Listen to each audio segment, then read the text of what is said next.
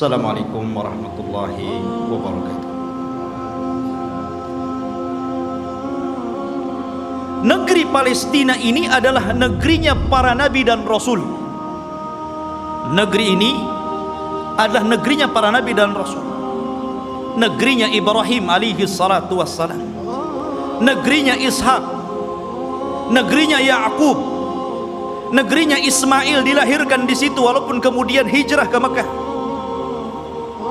Negerinya Daud alaihi salatu wassalam, negerinya Nabi Yusuf, negerinya Sulaiman, negerinya Yahya, dan para nabi banyak diutus di negeri ini.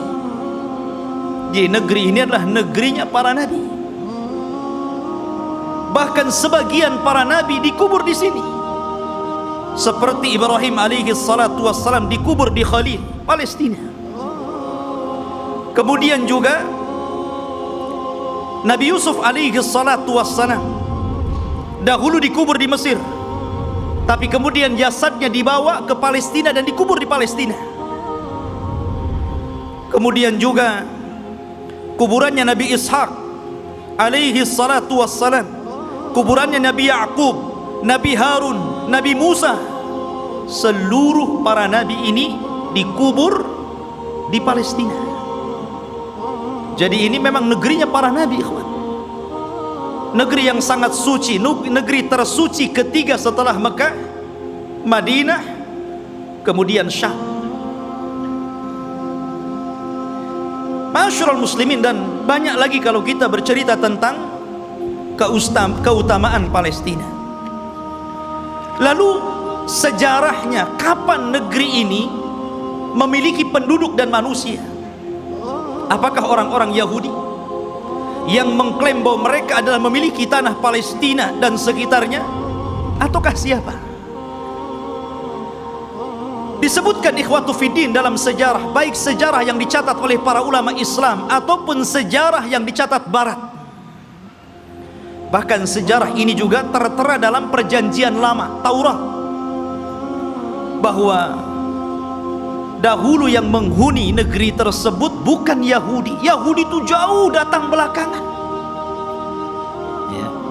Bagaimana mungkin kemudian Yahudi mengklaim bahwa itu adalah tanah mereka? Mereka datang belakangan. Mereka adalah umat yang terusir dari Mesir. Orang-orang Yahudi hidup di Mesir dari Bani Israel. Kemudian dibawa hijrah oleh siapa? Musa. Nabi Musa alaihi salatu wassalam yang membawa Bani Israel sampai ke Palestina. Jadi mereka itu datang belakangan. Lalu siapa yang pertama kali? Menurut situs sejarah ada yang mengatakan bahwa orang-orang yang menempati negeri itu adalah satu kabilah yang bernama Kan'aniyun. Kan'aniyun ini kabilah keturunan dari Syam, Syam ibn Nuh alaihi salatu wassalam. Artinya ini kabilah dari Jazirah Arab. Jadi orang Arab yang pertama kali memiliki tanah itu.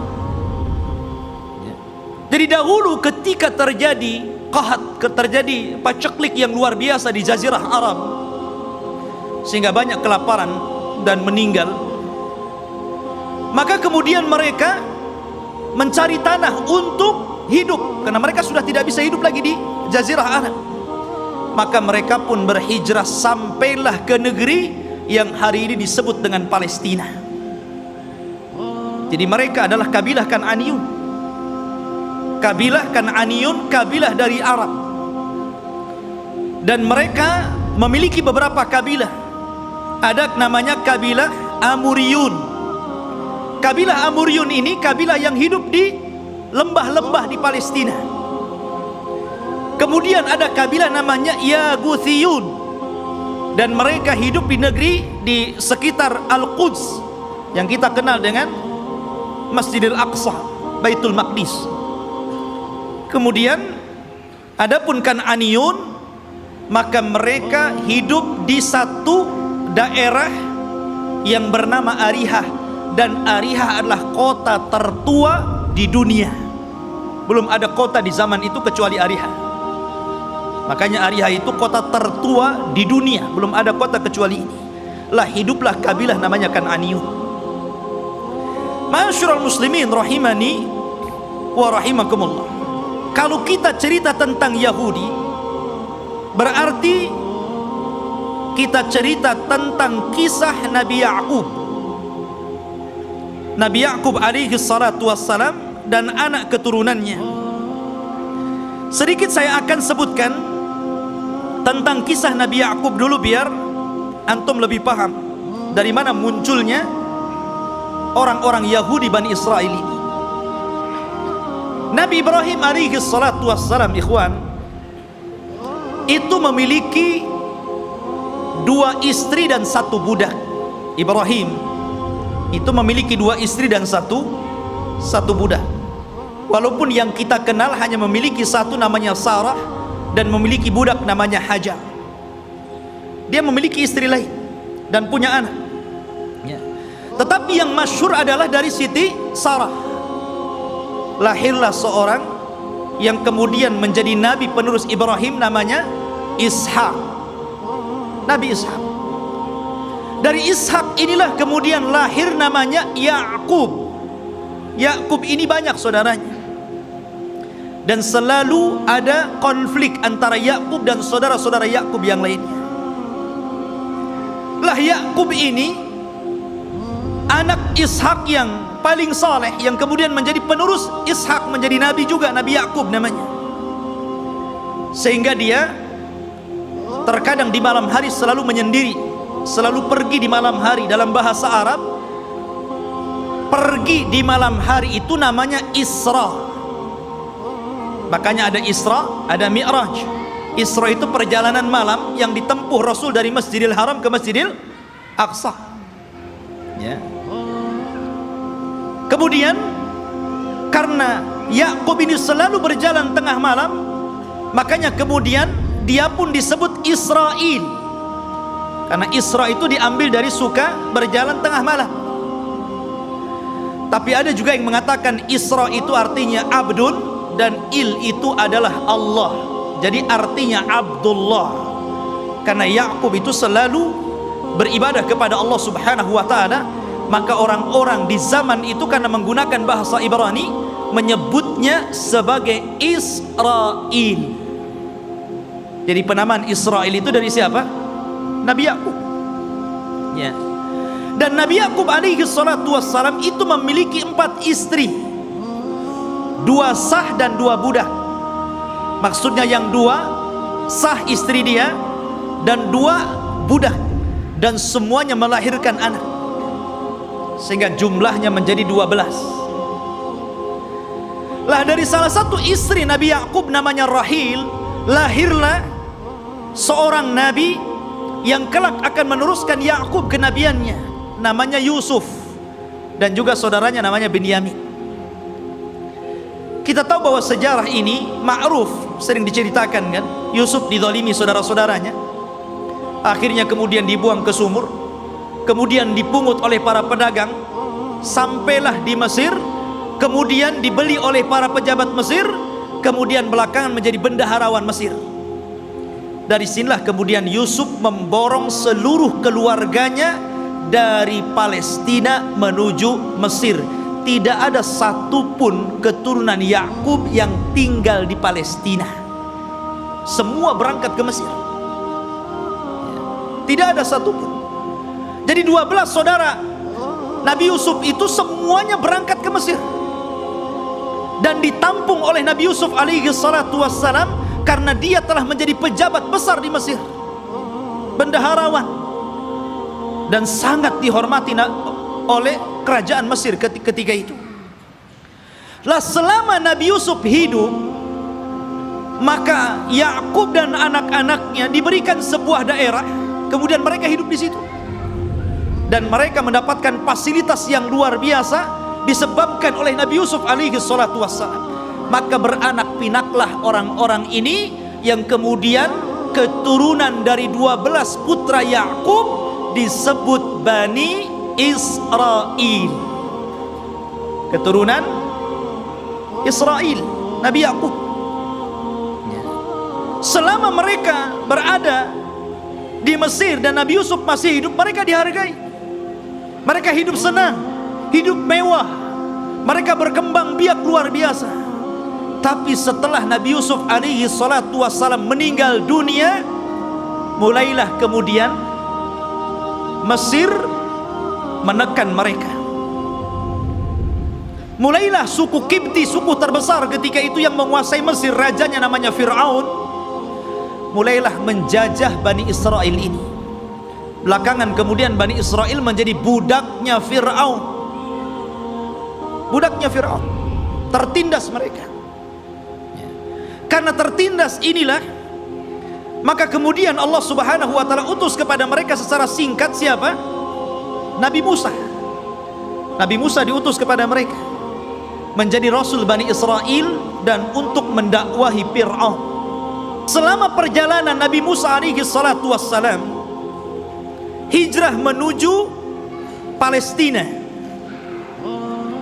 ketika itu ikhwatu fillah, Nabi Musa alaihi salatu wassalam diperintahkan Allah subhanahu wa ta'ala selama 40 malam untuk datang ke Bukit Saina yang disebutkan dalam Al-Quran itu Tur.